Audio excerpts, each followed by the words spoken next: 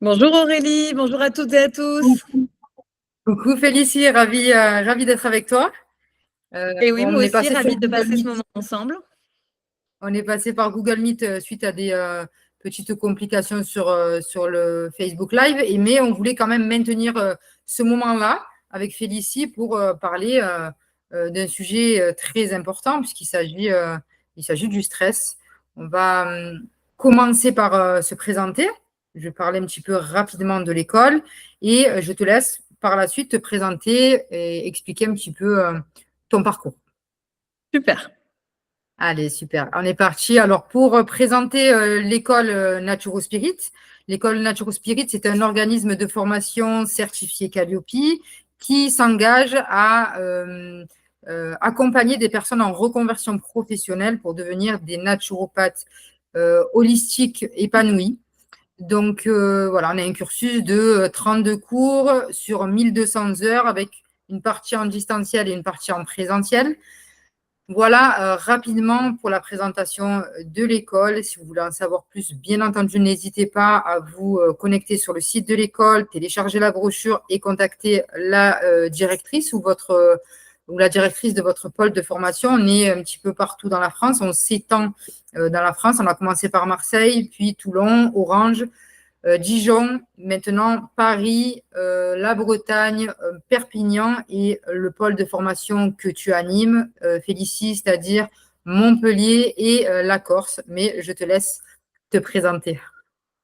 Exactement. Ce que tu as oublié de dire aussi, qui je trouve très intéressant par rapport à Naturo Spirit, c'est que c'est une école hybride, c'est-à-dire que les cours ont lieu en ligne et en présentiel.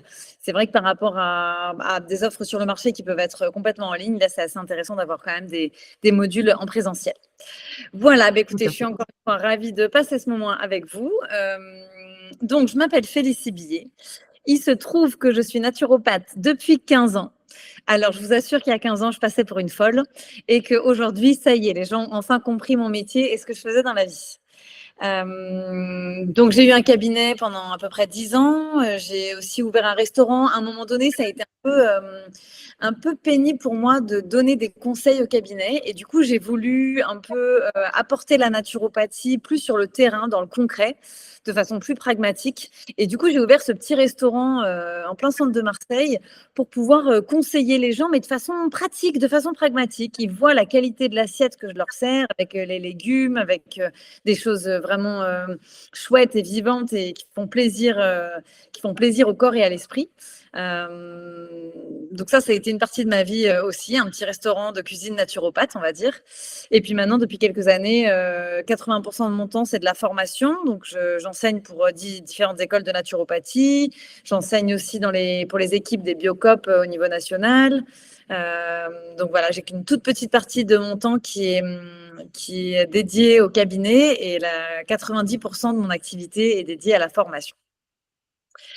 Voilà pour vous présenter ça. Et c'est vrai que je suis sûre que ce sera pareil pour vous une fois que vous vous lancerez dans des études de naturopathie. On continue de se former toute notre vie. D'ailleurs, qu'on soit naturopathe ou pas, hein, c'est vraiment quelque chose qui est important dans la vie, c'est de continuer à se former, continuer à faire fonctionner notre système nerveux, continuer à s'améliorer chaque jour. Et du coup, moi, quand j'ai été diplômée de naturopathie, j'ai continué à me former, d'abord en psychologie corporelle avec une école qui s'appelle l'école de psychothérapie corporelle biodynamique. Donc, c'est vraiment de la psychologie corporelle en lien avec le corps. Et c'est donc à ce titre que je vais vous parler de stress en naturopathie ce soir. Et ensuite, j'ai continué à me former dans plein d'autres choses, en yoga, en communication non violente, en cuisine crue, en sophrologie, enfin bon, en plein de matières qui venaient nourrir ma pratique. Et encore une fois, ça c'est pour mon expérience, mais je suis sûre que pour vous, ce sera exactement pareil. Pour Aurélie, c'est pareil, je le sais. On est dans des métiers humains où on a besoin de continuer à apprendre et à se spécialiser, à affiner nos connaissances, à faire de la formation continue parce qu'il y a des choses, par exemple, qu'on a vues pendant nos études et qui nous semblent peut-être un peu lointains, donc on a besoin de réactiver, de se remémorer. Voilà, encore une fois, c'est vraiment des connaissances dans le milieu humain, donc il faut les réactualiser en permanence et continuer à se former. Il me semble que c'est important. Oh oui, très important, je suis d'accord avec toi. Très belle présentation. Merci pour pour nous avoir expliqué un petit peu aussi, on va parler un petit peu de naturopathie, mais nous avoir expliqué un petit peu les différentes possibilités qui s'offrent à nous comme on peut élargir le champ du possible quant à cette pratique. En effet, se former et continuer à se former, c'est un métier tellement passionnant qu'on n'a même pas l'impression, même quand on travaille, je suis sûre que tu es d'accord avec moi, même quand on travaille, on n'a pas l'impression de travailler, tellement ce métier, il est passionnant et c'est très enrichissant de pouvoir apporter ça aux élèves qui suivent la formation et aux personnes qui s'intéressent à la naturopathie tout simplement. Exactement. Donc, donc, merci pour ta présentation. Est-ce que du coup, tu peux nous expliquer, parce que peut-être que toutes les personnes qui vont suivre ce support n'auront pas la notion de ce qu'est la naturopathie. Est-ce que tu peux nous expliquer un petit peu ce que c'est la naturopathie, s'il te plaît? Bien sûr, avec grand plaisir. Pour moi, la naturopathie, c'est un art de vivre, hein. C'est vraiment un art de vivre avec je vais avoir certaines habitudes de naturopathe que des naturopathes n'auront pas, que des non-naturopathes n'auront pas. Donc, pour moi, c'est vraiment un art de vivre. Ça veut dire que je vais avoir une qualité d'alimentation qui va être particulière. Je vais faire du sport. La naturopathie, c'est un ensemble de techniques qui va permettre d'optimiser votre santé. Ce que je dis très rapidement aussi pour expliquer la naturopathie, c'est quand vous êtes malade, vous allez voir un médecin, et quand vous n'êtes pas malade, vous allez voir un naturopathe pour optimiser votre santé. Au moins, c'est pour moi, je trouve une définition très claire que même les enfants, que tout le monde peut comprendre. Et je trouve qu'on se retrouve très souvent dans ce cas-là où on n'est pas malade, mais ça ne veut pas dire qu'on est en bonne santé. La santé, la pleine santé, c'est quand même un concept particulier. Ça veut dire que on met nos émotions au service de notre vie, qu'on arrive à être en permanence disponible et aimant pour les gens qui sont autour de nous, qu'on a un métier qui réussit à nous faire vivre confortablement et qu'on est épanoui sur tous les plans de notre être. C'est quand même pas évident d'en arriver à ce point-là d'équilibre. Donc, je pense qu'on est très nombreux à être dans ce cas-là où on n'est pas affecté par une maladie, mais ça ne veut pas dire qu'on est en bonne santé.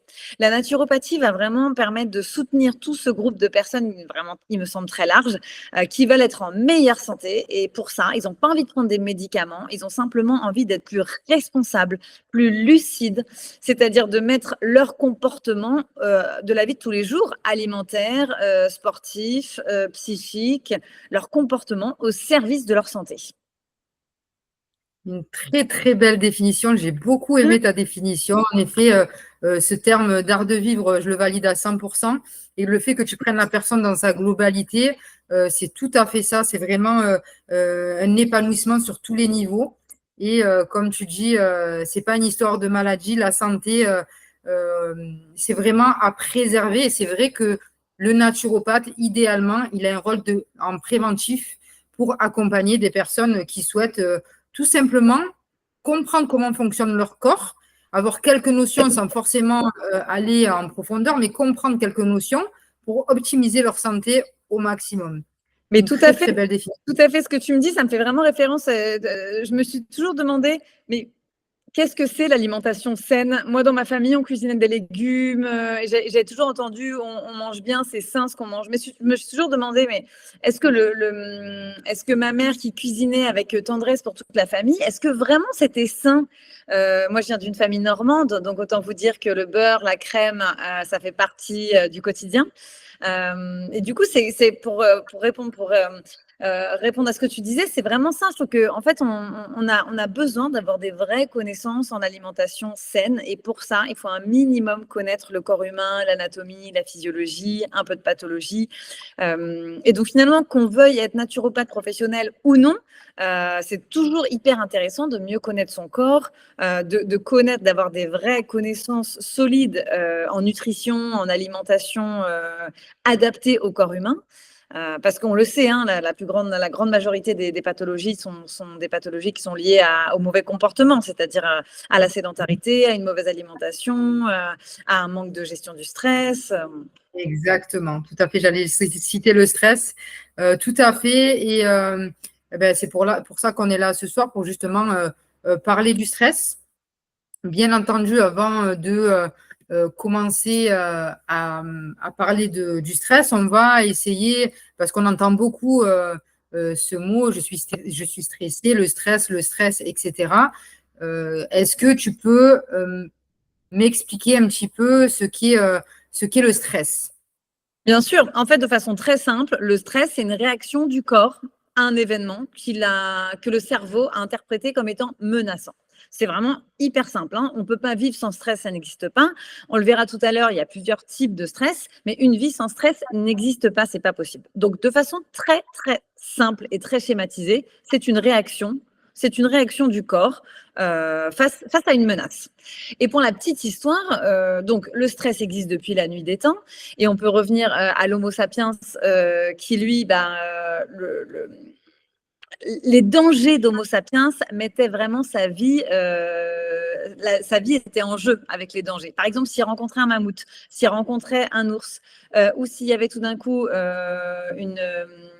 une pluie torrentielle, ou les dangers, le stress qu'il connaissait mettait vraiment sa vie en péril.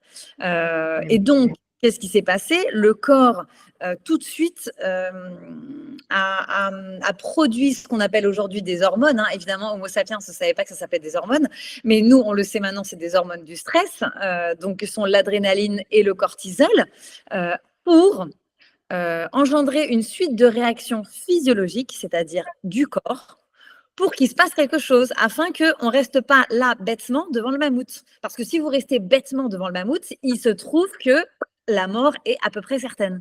Donc, il faut faire quelque chose. Ça veut dire, soit vous cacher derrière un arbre, soit fuir, courir très très vite, soit faire le mort, ou je ne sais pas, mais il va falloir qu'il se passe une réaction très très rapide dans votre cerveau pour que votre corps ait l'énergie disponible pour rester en vie, pour aller chercher la survie.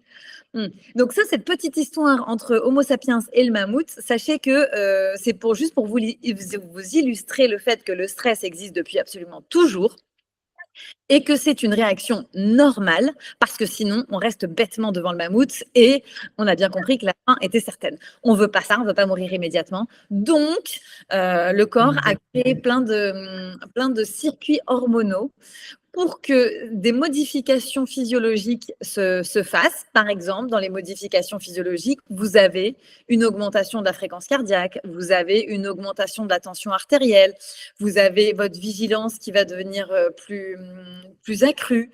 Vous allez comme ça avoir une suite de réactions physiologiques. Vous n'avez pas provoqué vous-même ces modifications physiologiques, mais le corps a provoqué tout seul pour que vous ayez suffisamment d'énergie pour faire face à la menace. Tout à fait, tout à fait. Alors, tu expliques très bien les hormones, comment ça se passait à l'époque et comment ça se passe aujourd'hui, toujours, hein. Mais le stress ne sont pas les mêmes, on va en parler tout à l'heure, mais c'est vrai que physiologiquement, comment ça se passe? Il y a des hormones qui sont sécrétées, tu les as citées tout à l'heure, adrénaline dans un premier temps et après le cortisol, qui vont en fait générer une succession de réactions physiologiques pour nous permettre, comme tu as dit, soit d'être figé, soit de prendre la fuite, soit de prendre une décision qui va être capitale pour notre survie. Alors aujourd'hui, on n'est plus dans la survie du mammouth, etc. Mais c'est vrai que ce besoin-là de retourner à l'équilibre, il est nécessaire. Et comme tu le disais, il va y avoir, par le biais de ces hormones, une augmentation du rythme cardiaque, une augmentation de la pression artérielle, il va y avoir une dilatation au niveau des pupilles pour justement nous aider à être de plus en plus vigilants. Il va y avoir la sécrétion, la libération de glucose, justement pour faciliter ce process, comme si on était en train de manger, faciliter ce process et nous permettre de donner à manger à nos muscles pour qu'ils puissent courir rapidement. Et à contrario, il faut savoir quand on est dans cet état-là, ça a un impact sur notre digestion. Et c'est la raison pour laquelle, bien souvent, quand on a un état de stress, on a, ça va dans les deux cas de figure. Alors, soit on n'a plus faim et on a l'appétit qui est coupé, soit au contraire, on parle d'ailleurs de manger ses émotions quand on est trop stressé. On a tendance à se nourrir. Donc, ça a un impact sur le système digestif. Mais ce n'est pas le sujet aujourd'hui. Tu disais tout à l'heure… Tout à fait, en tout cas. Pardon, vas-y. Tu disais tout à l'heure qu'il y a 4 types de stress.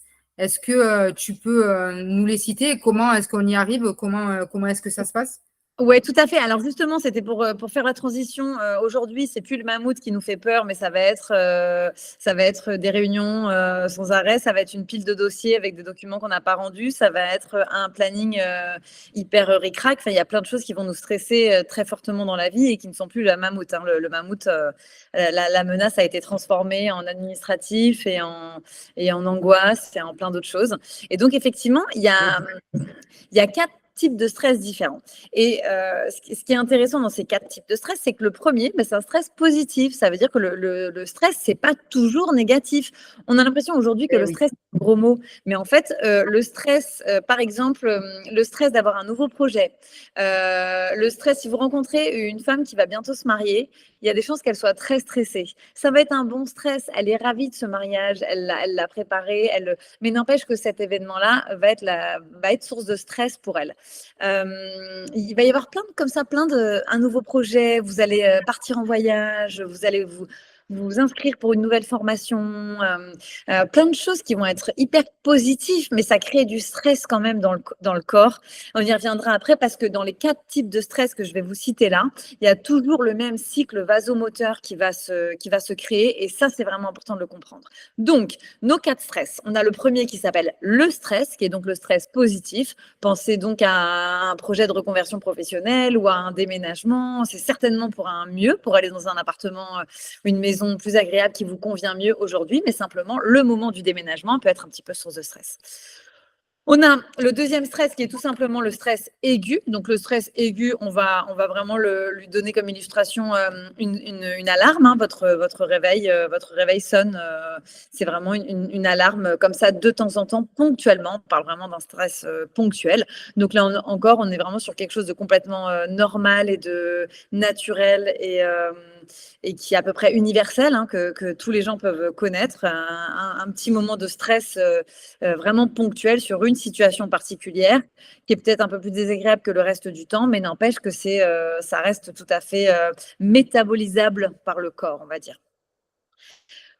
Vous avez ensuite le stress aigu épisodique. Donc ça, c'est toujours l'illustration avec l'alarme, mais sauf que là, l'alarme sonne un peu plus régulièrement. Par exemple, votre réveil il sonne tous les matins. Bon, ok, on accepte qu'on a une source de stress par jour. C'est comme ça. Par contre, si votre réveil il commence à sonner 5 fois par jour, mais en fait, vous allez mettre plus de temps à vous remettre dans l'homéostasie, dans l'équilibre. Donc, à chaque fois, vous allez sortir de l'équilibre et pour revenir à l'équilibre, ça va vous demander un peu plus d'énergie, un peu plus d'énergie disponible pour revenir à l'état initial. Donc, on a vu le stress qui est le stress positif, qui reste un stress quand même. Le stress aigu, qui est vraiment le système d'alarme qui sonne une fois de temps en temps, on accepte.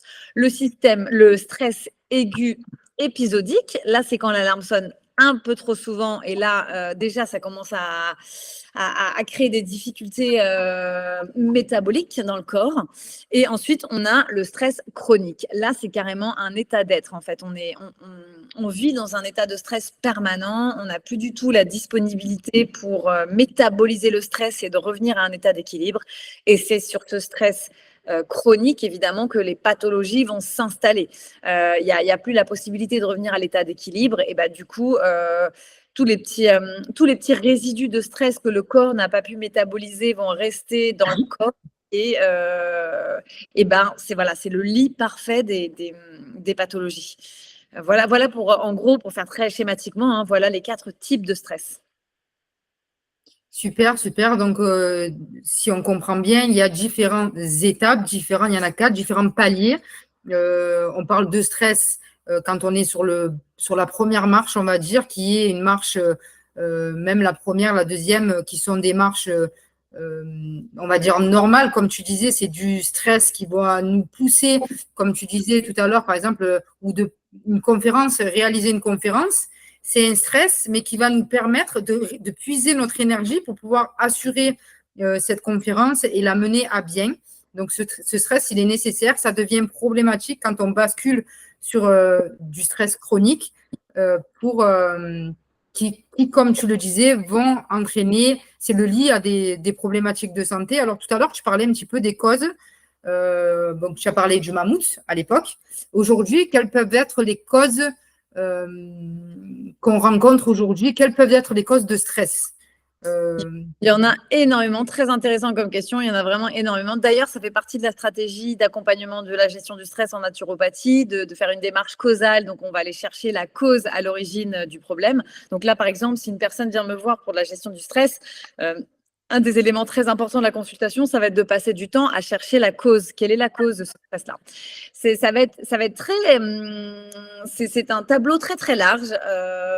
Et c'est pas du tout si évident de pointer le doigt sur exactement notre source de stress, parce qu'elle peut autant être une alimentation dévitalisée, quelqu'un qui a une alimentation vraiment de mauvaise qualité, c'est-à-dire qu'il ne connaît pas l'existence du légume, qui mange pratiquement que de la protéine ou que des féculents, ou qui n'a jamais rien de frais, de vivant ou de nourrissant dans son alimentation. Et ben ça, c'est une source de stress énorme pour le corps. Donc, par exemple, cette personne-là, elle vous dit, moi, j'ai aucun problème de gestion des émotions, j'ai aucun mammouth dans ma vie, tout va très, très bien, mais n'empêche que le corps va être dans un état de stress chronique parce que il n'a pas les capacités de métaboliser cette alimentation si dévitalisée.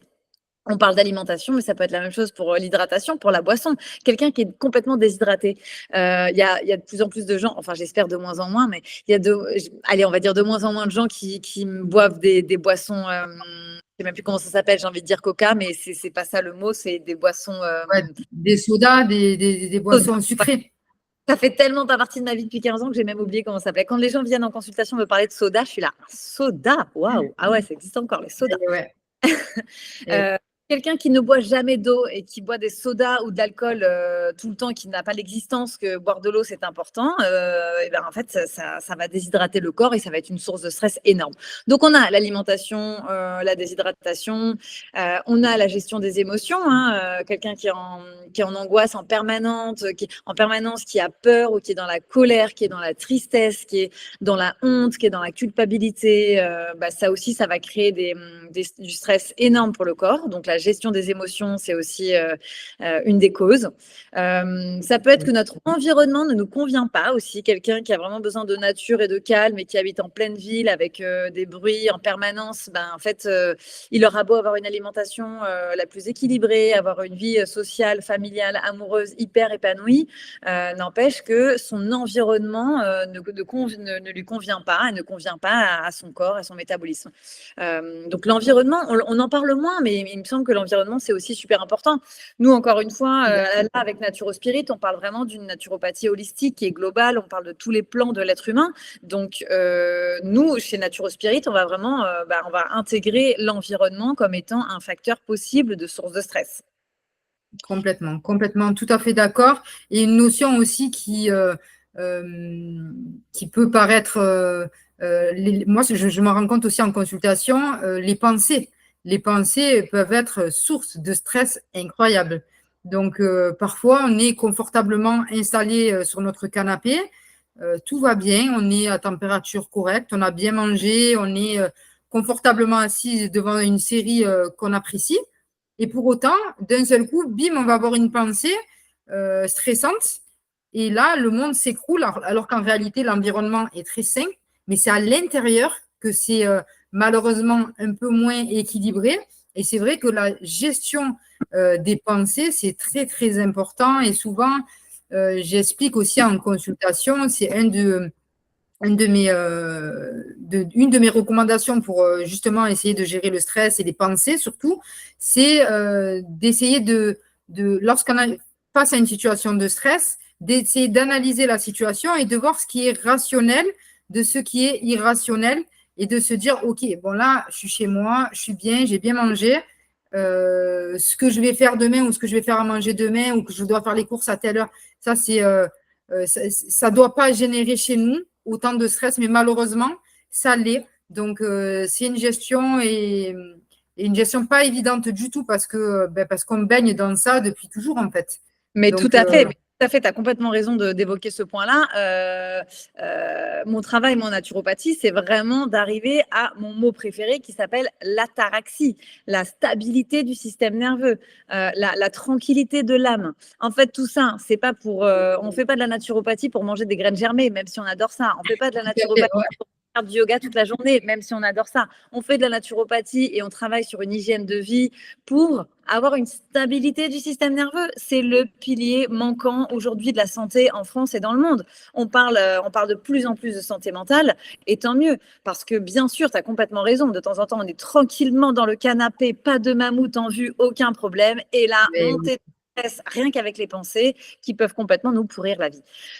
Cette capacité à rester au présent aussi, qui est super importante et qui va faire partie de la stratégie globale en naturopathie, parce que la plupart des problèmes sont dans le passé ou dans le futur, mais quand on reste au présent, quand on reste vraiment bien ancré dans notre corps avec un système nerveux bien stable, a priori, il y a quand même moins de problématiques. Donc oui, complètement. La qualité des pensées, la qualité de la présence, la qualité des échanges, la qualité des personnes qui nous entourent, hyper important. Donc, quand tu me demandes sur les causes, c'est vraiment hyper intéressant parce qu'on voit bien qu'elles sont multifactorielles. Ça va être autant du physique. Je n'ai pas parlé de sédentarité, mais c'est une évidence. Une personne qui gère super bien ses émotions, qui a une alimentation au top du top, mais qui ne fait jamais de sport de sa vie et qui ne va jamais dans la nature de sa vie, c'est impossible d'être dans un état de santé optimal. C'est impossible d'être dans un état d'ataraxie. Il y a forcément du stress quelque part. Le corps a besoin de nature, a besoin d'un environnement suffisamment bienveillant et porteur, et a besoin de faire du sport. C'est obligatoire. Bien sûr, je suis tout à fait d'accord avec toi. Il a vraiment besoin de se mouvoir. Le corps, il n'est pas fait pour rester en sédentarité. C'est vrai que moi, je dis souvent aussi à mes consultants, on ne fait pas du sport pour avoir un corps de rêve. Pas du tout. On fait du sport parce que c'est essentiel pour la santé, vraiment. Ne serait-ce que 30 minutes de marche par jour, c'est une obligation. Vraiment, c'est nécessaire à une bonne santé. Donc, on a cité, comme tu dis, les causes sont multiples et variées. Bien entendu, on en a donné quelques-unes, mais il y a encore énormément de causes possibles. Et c'est vrai que c'est un petit peu notre métier en tant que naturopathe par le biais du questionnaire, par le biais des différentes techniques qu'on va utiliser, d'essayer de comprendre quelle est la cause de la cause de la cause pour pouvoir, je donne toujours cet exemple-là qui est très parlant, de cette mauvaise racine qui pousse dans le jardin. Si on la coupe au niveau de la terre, forcément, elle va revenir. Tandis qu'arracher la racine, c'est ce qu'on essaye de faire, en collaboration, bien entendu, avec le consultant. D'arracher la racine, c'est pérenniser vraiment sa santé et vraiment rétablir cet équilibre du mieux possible, du moins. Tout à fait, tout à fait. Tu nous parles, bon, donc on a parlé un petit peu des causes. On va parler un petit peu des effets avant de finaliser par des petits conseils qu'on pourrait donner naturopathiques. Quels sont les effets du stress sur la santé? Quels sont les impacts? Comment est-ce que ça se manifeste de manière générale? On a parlé tout à l'heure de la digestion. On a expliqué qu'un stress trop important, ça pouvait perturber notre digestion. Quels peuvent être aussi les impacts Alors, du ça va être un peu comme la recherche causale, comme la recherche de la cause. C'est vraiment aussi multifactoriel. Il peut y avoir tellement de manifestations, de symptômes du stress dans le corps que on pourrait pas là en une heure parler de toutes les conséquences du stress dans le corps. Mais a priori, ça va être toujours. De toute façon, il va y avoir une forme de palpitation, il va y avoir une difficulté à respirer. Et je pense que je commence par ça parce qu'en naturopathie, on va très souvent accompagner de façon pédagogique à améliorer sa capacité respiratoire. Et on ne se rend pas compte à quel point très souvent on arrête de respirer. Donc, il y a une espèce d'effet un peu choc. On a le mammouth en face de nous et tout d'un coup, on arrête de respirer. Mais si on arrête de respirer, il ne peut pas se passer grand-chose dans fluidité et en énergie dans le corps. Donc, pour moi, c'est vraiment, j'insiste dessus parce que les gens qui nous écoutent, j'aimerais qu'ils fassent attention la prochaine fois qu'il y a une petite source de stress et qu'ils s'en rendent compte, qu'ils réalisent qu'ils ont arrêté de respirer. Donc, ça peut être autant des difficultés de sommeil, des difficultés de peau avec du psoriasis, de l'eczéma, des Exactement. démangeaisons, des difficultés digestives. Ça peut être une tendance à la constipation, une tendance à la diarrhée, ou en tout cas un système digestif qui ne va pas être optimal. Donc, des douleurs de ventre, des ballonnements.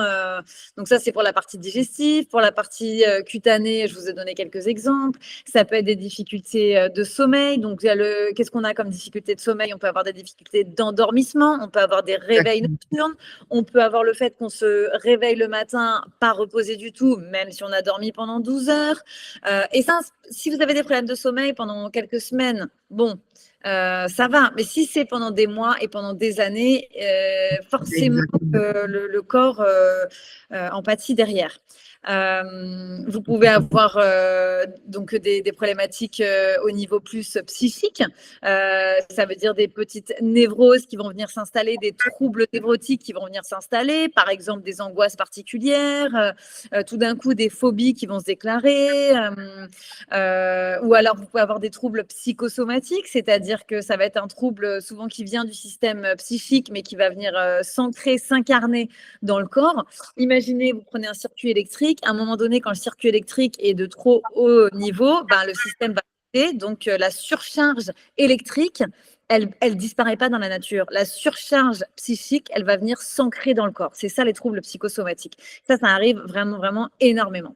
Donc, je vous ai parlé des troubles, ça peut être des troubles plus importants, des troubles hépatiques. Le foie, il déteste le stress, franchement. Le foie, c'est un des organes les plus extraordinaires du corps humain. Il a plus de 300 fonctions.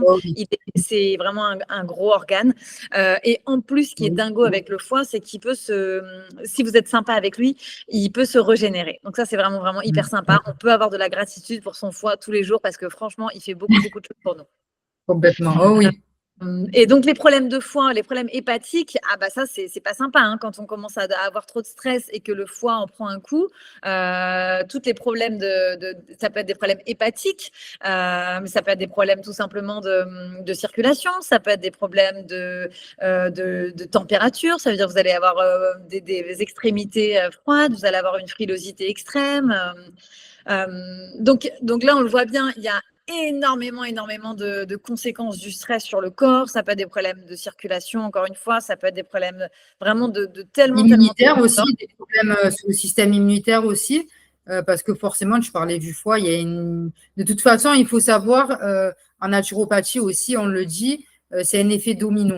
Quand on a des organes qui vont commencer à être défaillants, ils vont essayer, vous savez, un petit peu comme on peut imaginer avec une autoroute et une sortie qui est fermée. Bon, on a des déviations, mais ça crée des bouchons au niveau de l'autoroute. C'est un petit peu la même chose. Le corps, quand il y a des fermetures, quand il y a des organes qui ne fonctionnent plus, ça crée des embouteillages de toxines, etc. Le corps essaie tant bien que mal de créer des portes, des déviations.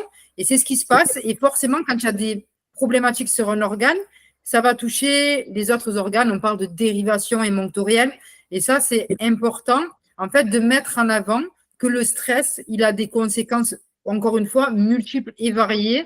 Et c'est important de réussir à gérer son stress au mieux. Alors maintenant, on va vous donner quelques petits tips pour vous aider dans la gestion du stress, pour vous accompagner en naturopathie dans cette dimension-là. Génial. Donc, en naturopathie, donc déjà aussi pour vous dire qu'on aura un autre cours qui sera un peu plus long, qui ira un peu plus en profondeur sur la gestion du stress en naturopathie, dans lequel je rentrerai dans les 7 techniques de façon plus approfondie. Donc là, effectivement, en naturopathie, une des premières choses qu'on va aller voir, c'est sur l'alimentation, avoir une alimentation la plus vitalisante possible, c'est-à-dire la moins dévitalisée, qui va vous apporter de l'énergie plutôt que de vous en prendre. Donc, on va inviter la personne à diminuer l'alimentation industrielle, tout ce qui est alimentation industrielle. On va vraiment inviter la personne à réduire sa consommation d'alimentation industrielle.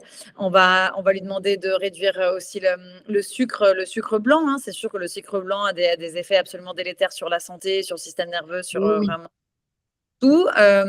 Donc, on va, en fonction du régime de la personne, on va l'inviter à modifier quelques-unes de ses habitudes pour que ça ait moins de conséquences négatives sur le corps.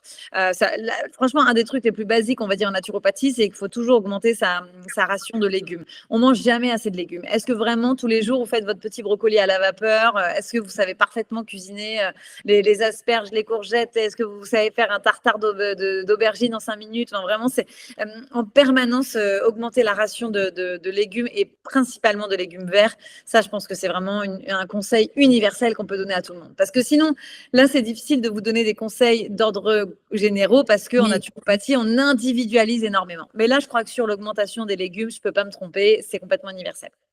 Tout à fait. Juste pour faire une petite parenthèse sur l'alimentation, j'imagine que tu vas confirmer mes dires, mais souvent, en consultation, on me dit, j'ai une très bonne… Alors moi, je pose toujours un questionnaire en amont pour savoir un petit peu ce qu'ils mangent. Et on me dit toujours en consultation, non, moi, j'ai une très bonne alimentation. Et bien souvent, ce n'est pas réellement le cas. Je pense que tu valides. Il y a des mauvaises associations. Il y a des personnes qui me parlent de ballonnement. Enfin, c'est vrai que…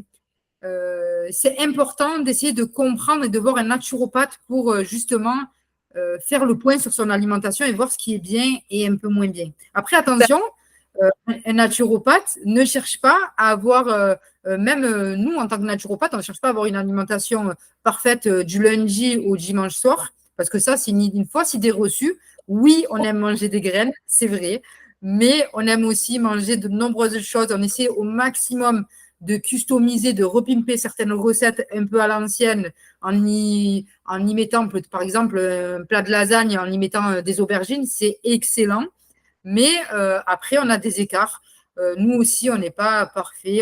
Moi, j'applique la règle du 80-20 et c'est déjà plutôt pas mal pour optimiser au maximum mon alimentation.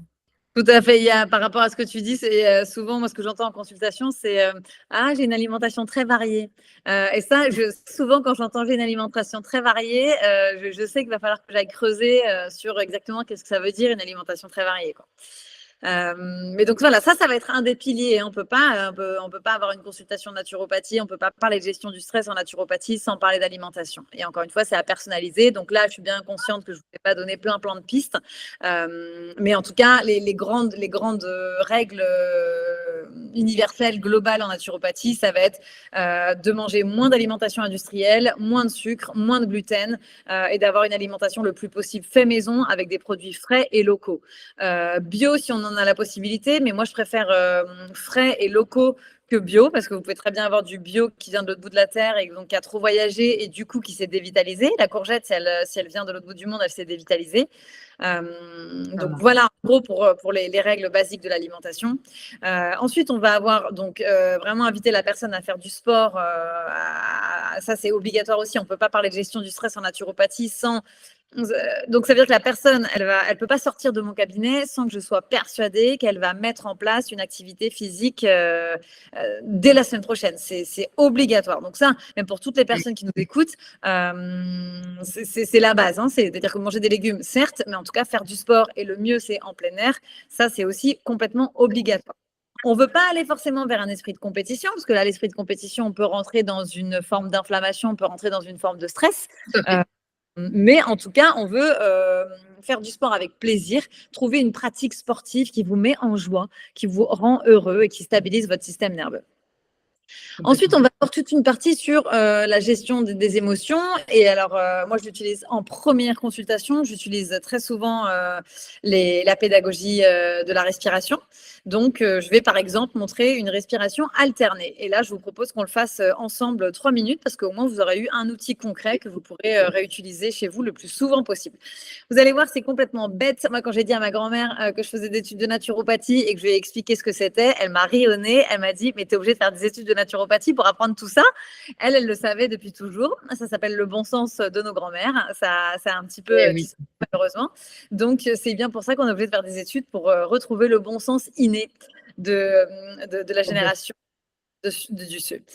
Donc, la respiration que je vous propose là, c'est donc la respiration alternée. Ça veut dire que vous allez prendre votre index sur une narine et ensuite de façon alternée votre pouce sur une autre narine et on va inspirer avec la narine gauche sur 4 temps et expirer sur la narine droite avec 6 temps. hyper simple et on va le faire 5 fois ensemble et vous allez voir qu'il y a certainement une transformation qui va se passer dans votre corps entre maintenant et à la fin de l'exercice. Alors, c'est parti. Inspire avec la narine gauche. 1, 2, 3, 4. Expire avec la narine droite. 1, 2, 3, 4, 5, 6. Encore. Inspire à gauche. 1, 2, 3, 4. Expire à droite. 1, 2, 3, 4, 5, 6. Et inspire à gauche. 1, 2, 3, 4. Et expire à droite. 2, 3, 4, 5, 6. Encore 2 fois. Inspire à gauche. 1, 2, 3 et 4. Et expire à droite. 1, 2, 3, 4, 5, 6. Dernière fois. Inspire à gauche. 1, 2, 3, 4. Et expire à droite. 1, 2, 3, 4, 5 et 6. Et lâche les narines. Donc, pour le faire de façon vraiment traditionnelle, on ferait une vraie alternance, c'est-à-dire qu'on fait inspire à gauche, expire à droite et on alterne. Inspire à droite, expire à gauche et on realterne. Inspire à gauche, expire à droite. Ça, c'est toutes les techniques du pranayama, donc toutes les techniques avancées de la science de la respiration qui nous viennent du yoga. Et pourquoi j'utilise et je transmets énormément ces méthodes-là en consultation? Tout simplement parce que la respiration, c'est hyper efficace, gratuit et tout le temps disponible. Je vous le redis parce que c'est vraiment important. Hyper efficace, toujours disponible et gratuit. C'est quand même merveilleux. Donc là, l'idée, c'est que vous puissiez sentir comment vous vous sentez là après ce tout petit exercice et qui, pour faire un lien avec ce qu'on disait tout à l'heure, Aurélie, c'est ce genre de technique respiratoire, ça nous permet d'être présent au moment présent, à l'instant présent. Donc, c'est aussi ça qui nous permet d'améliorer notre respiration et d'être bien à l'intérieur de soi, là, maintenant, tout de suite. Super. Bah, écoute, pour être honnête avec toi, je ne connaissais pas du tout cette respiration. Je pratique très régulièrement la cohérence cardiaque. J'ai pratiqué un petit peu plus d'autres techniques, la respiration au carré, etc. Mais c'est vrai que moi, j'ai bien accroché avec la cohérence cardiaque et j'ai bien aimé celle-là aussi. J'avoue que plutôt pas mal et cohérence cardiaque, c'est passionnant parce qu'en plus, on en entend de plus en plus parler dans le milieu hospitalier, les médecins l'utilisent. Donc, c'est vrai que c'est aussi super de transmettre la cohérence cardiaque parce qu'il y a quelque chose d'une forme de validation scientifique qui est quand même rassurante. Complètement. Et tu as très bien mis tout à l'heure en avant le fait que la respiration, c'est la première chose que l'on fait quand on vient au monde, de respirer. Et c'est et d'ailleurs, on le voit très bien parce que les nourrissons respirent très bien. Si vous regardez un nourrisson respirer, il respire de manière abdominale avec le ventre. C'est des inspirations longues, des expirations assez longues.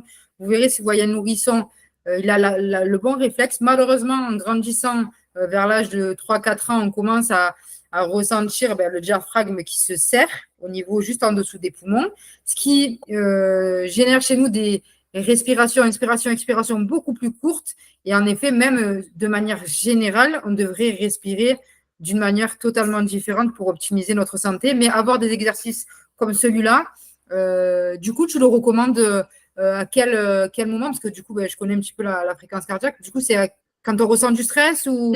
Je vais me mettre en lien avec la cohérence cardiaque pour ça, c'est-à-dire que je le propose 3 fois par jour. Ça dépend en fait de l'état de stress de la personne. Mais si la personne a un état de stress un peu assez aigu, je vais vraiment lui proposer de faire ça 3 fois par jour et sur 12 cycles. Là, on l'a fait 5 fois et vraiment sur 12 cycles. Et ça va être un des aspects, vraiment, comme on est dans une démarche holistique, globale de la prise en charge de l'individu. Le travail sur la respiration va être un des aspects que je vais proposer à la personne. On va pouvoir utiliser les huiles essentielles, la qualité des plantes, la gestion du stress autre qu'avec la respiration, c'est-à-dire de réussir à nommer l'émotion qui nous traverse et de comprendre quel est le message qui est derrière cette émotion. Donc ça, c'est un peu avec la communication non violente qu'on arrive aussi à détecter, à comprendre, à lire le message de l'émotion. Ça nous apporte énormément de choses en connaissance de soi et en hygiène relationnelle, j'ai envie de dire, en qualité d'échange avec les autres. Donc là, voilà, ça y est, on commence à avoir à peu près les 7 techniques que je vais vous proposer plus en détail quand il y aura ce cours expert sur la gestion du stress en naturopathie. Mais là, on a déjà vu les grands axes, quoi. Et déjà, avec ce que je vous ai proposé, si vous pouvez mettre en place ces toutes petites choses, hein, qui est de manger plus de légumes, de faire obligatoirement du sport, de réussir à nommer ses émotions de façon claire et à essayer de déchiffrer le message qui est derrière, et à travailler sur la fluidité du diaphragme, du système respiratoire, déjà, vous C'est commencez déjà pas mal. sur le chemin de la naturopathie, exactement. En effet, c'est déjà de nombreux conseils, de très bons conseils. Et c'est vrai que la dimension émotionnelle, moi, c'est une dimension que j'affectionne tout particulièrement. C'est très, très intéressant de comprendre un petit peu ces émotions, de voir l'impact, les messages qui sont derrière pour pouvoir justement arrêter d'être dans cette spirale infernale et justement réussir à régler certains conflits intérieurs. Donc, c'est une très bonne chose. Donc, tu disais que bon, aujourd'hui, on ne va pas dire un live parce qu'on n'est pas en format live, mais c'est un format offert à tout public. Mais tu proposes également un cours expert parce que tu l'as toi-même, quand tu t'es présenté, très bien annoncé. Tu es experte dans ce domaine-là. Tu as fait de nombreuses formations qui te permettent d'être à cette place aujourd'hui d'experte sur tout ce qui va être gestion du stress. Et tu proposes un cours pour l'école Naturo-Spirit le 26 septembre de 19h à 22h, un cours de 3 heures où tu vas justement donner des bons conseils pour bien commencer l'année et avoir des bons réflexes. Est-ce que tu peux nous en dire un petit peu plus sur ce programme, s'il te plaît? Alors, tout à fait, tout à fait. Pendant ce cours, ce qui va être vraiment important, c'est qu'on va revenir en détail sur le cycle vasomoteur. Je vous l'ai à peine évoqué là à cet instant-là, mais on va vraiment y revenir de façon beaucoup plus détaillée. Ça me semble hyper important de comprendre le mécanisme du cycle vasomoteur. Ça nous explique énormément de choses sur à quel point c'est important de réussir à gérer son stress. On ne fait pas que de la gestion du stress pour être stable et pour avoir un système nerveux stable, certes, mais c'est aussi pour des questions physiologiques, métaboliques du corps. Le corps a besoin de revenir à son état d'homéostasie, à son état d'équilibre. Donc, on retravaillera sur les différentes étapes du stress, dont là, je ne vous ai pas parlé, c'est-à-dire la phase d'alarme, la phase de résistance et la phase d'épuisement. Donc, on verra vraiment au niveau physiologique tout ce qui se passe dans le corps. On parlera en détail du cycle vasomoteur et puis on ira sur les 7 techniques de la naturopathie qui permettent de gérer le stress et on ira vraiment en détail pour que vous ayez quelque chose de concret, quoi, que vous puissiez sortir de ce cours-là en ayant vraiment des outils concrets à votre disponibilité pour les utiliser pour une merveilleuse rentrée. Ben, c'est super, c'est super. J'ai hâte, moi, d'y être. Merci, Félicie, pour tout ce que tu nous as enseigné aujourd'hui, que ce soit en parlant des causes, des effets, ce qu'est exactement les différentes étapes du stress et tout ce que tu peux nous apporter encore. Merci pour tout, merci pour ton savoir. C'était vraiment, sincèrement, un moment de partage très apprécié, vraiment. Je te remercie sincèrement. Mais merci beaucoup à toi, Aurélie, aussi de m'avoir invitée pour partager ce moment avec vous. Je suis ravie.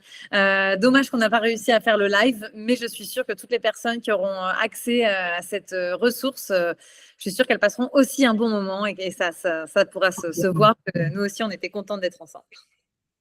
Complètement, tout à fait d'accord avec toi. Encore merci. Merci à ceux qui ont suivi ce support. N'hésitez pas si vous avez besoin d'informations complémentaires concernant, pour rappel, ce cours expert qui a lieu le 26 septembre de 19h à 22h, si vous voulez y participer. N'hésitez pas à contacter l'école Naturo Spirit. On se fera un plaisir de vous apporter des informations complémentaires si vous en avez besoin et vous inscrire à ce cours sur le stress. Merci encore, Félicie. Et merci à vous d'avoir suivi nos débats. Ouais, exactement. Merci Aurélie, merci Naturospirit et à très bientôt à toutes et à tous, j'espère. Merci, à bientôt. À bientôt.